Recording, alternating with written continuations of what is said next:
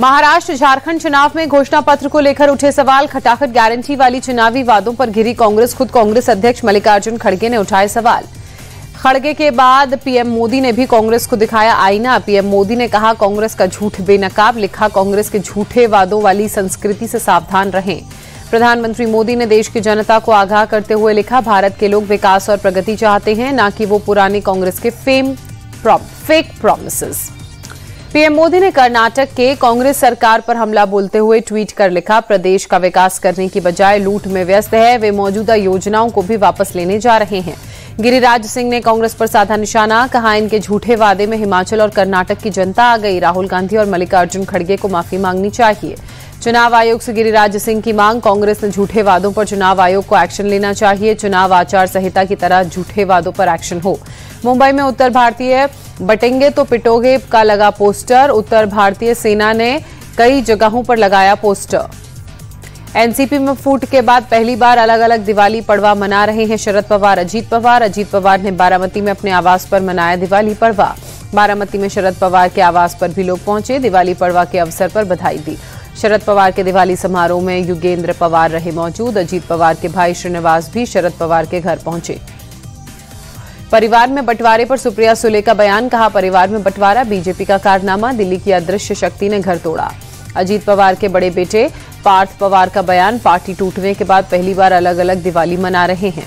पार्थ पवार ने कहा, अजीत पवार ने नहीं कहा कि शरद पवार ने घर तोड़ा। अजीत पवार ने कहा कि लोग कहेंगे हमारा घर तोड़ा। युगेंद्र पवार को लेकर बोले पार्थ पवार, युगेंद्र पवार मेरे पिता के सामने बहुत छोटा है। किसमें मैच्योरिटी है वो जनता जानती है। उद्धव ठाकरे को लेकर सीएम एकनाथ शिंदे का बड़ा बयान। बोले, कांग्रेस से गठबंधन से पहले उद्धव ठाकरे को बहुत समझाया था। पार्टी बचाने के लिए बीजेपी के साथ मिलकर बनाई सरकार। उद्धव ठाकरे पर एकनाथ शिंदे का अटैक। कहा, उद्धव निजी स्वार्थ मोहमाया में फंसे हुए हैं। उन्हें बहुत समझाया। सीएम बनने की चाहत में उद्धव ने बीजेपी का साथ छोड़ा। महायुति के मुख्यमंत्री चेहरे पर सीएम शिंदे ने कहा, अभी मैं टीम लीडर हूं। हमारी टीम काम कर रही है। हमारी टीम में हर कोई बराबर है। हमारा लक्ष्य महायुति सरकार लाना और राज्य का विकास करना है।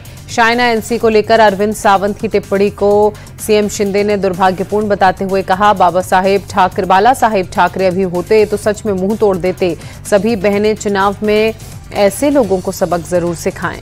अरविंद सावंत के खिलाफ एफआईआर दर्ज। शाइना एनसी ने कहा, अभद्र भाषा बोलने वालों पर कानूनी एक्शन होगा।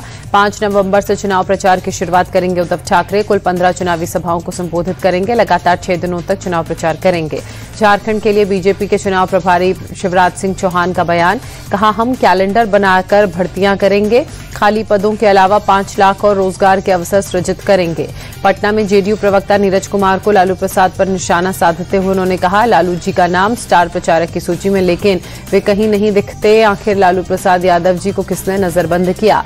मध्य प्रदेश के सीएम मोहन यादव ने गौशाला में गाय को खाना खिलाया। गोवर्धन पूजा के अवसर पर खाना खिलाया। सीएम मोहन यादव ने कहा, गौवंश से भारत की पहचान है। मध्य प्रदेश सरकार गौवंश के संरक्षण के लिए बड़ा काम कर रही है।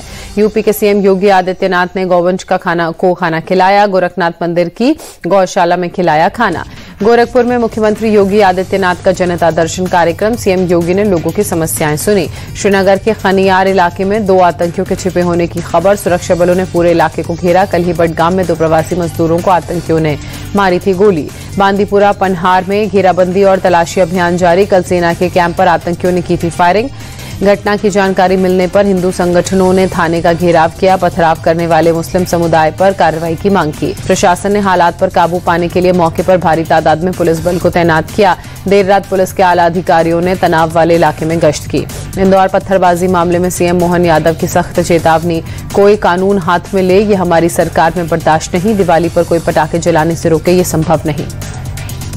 कोलकाता के राजा बाजार में पत्थरबाजी। काली प्रतिमा के जुलूस पर अटैक। जुलूस पर पत्थरबाजी की गई। घटना के बाद इलाके में तनाव।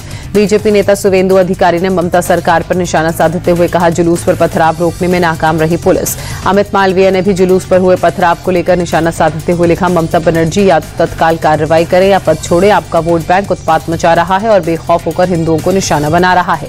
जुलूस बवाल को लेकर कोलकाता पुलिस की सफाई। काली पूजा विसर्जन जुलूस पर हमला नहीं, बाइक की पार्किंग से जुड़ा है मामला। दिल्ली में एयर क्वालिटी में मामूली सुधार के बावजूद कई इलाकों में एयर क्वालिटी बहुत खराब कैटेगरी में। आनंद विहार में सबसे अधिक AQI 380, वजीरपुर, विवेक विहार और RK पुरम जैसे कई इलाकों में आज भी प्रदूषण काफी ज्यादा। इन इलाकों में AQI 300 के पार।